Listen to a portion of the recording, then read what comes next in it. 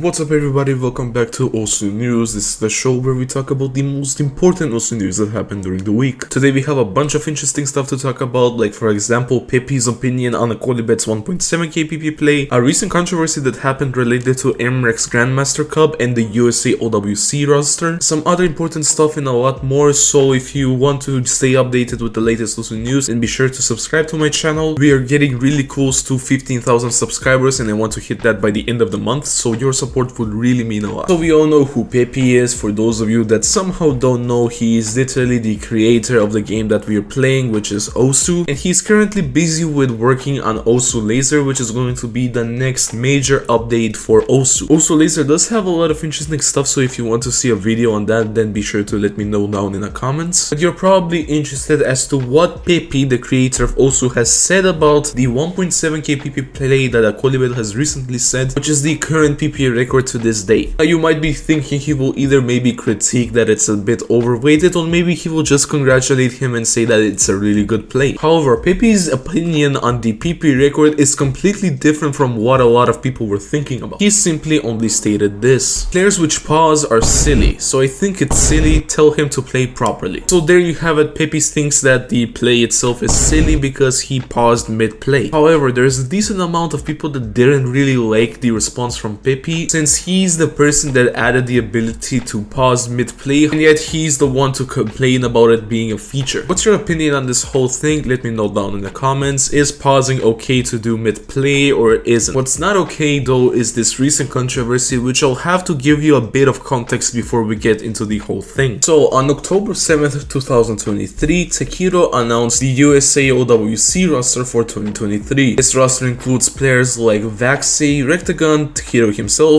Bashiman, Vindalai, Fire Rage, Kama, and Vucci. However, a pretty good amount of people were surprised that in the USA OWC roster, Decaten, aka Decaten as I call him, wasn't included in the team. One of the first few people to point this out was Chikoni, who replied to the original tweet by saying this: "What the fuck, how did you not get in?" But other than that, nobody really took it seriously and everyone just moved on. However, that was the case until yesterday. So yesterday in MREX Grandmaster Cup, there was a match in the losers finals between Decaten and Vaxi. This was a rather interesting match to watch because in the tournament those were the only two USA players left, and it was interesting to watch because after this match would end, only one USA player would be left in the MREX Grandmaster Cup, and everyone was thinking that this was going to be a sweep for Vaxi without any difficulties and that he was going to go forward throughout the tournament. And well, yeah, they were right that Vaxi was going to win this matchup. However, what they didn't think of is the fact that they will go all the way to tiebreaker in the tournament. So yeah, Vaxi did indeed win at the end, but he didn't win that easily. And because of that, a lot of people were questioning the decision to not include Decaten in the OWC roster because he was able to almost defeat the star player of the OWC USA roster. One of the more popular tweets was from Zoomer, who stated this: "Damn, this guy took Vaxi to tiebreaker and didn't make US OWC. Surely the rest of the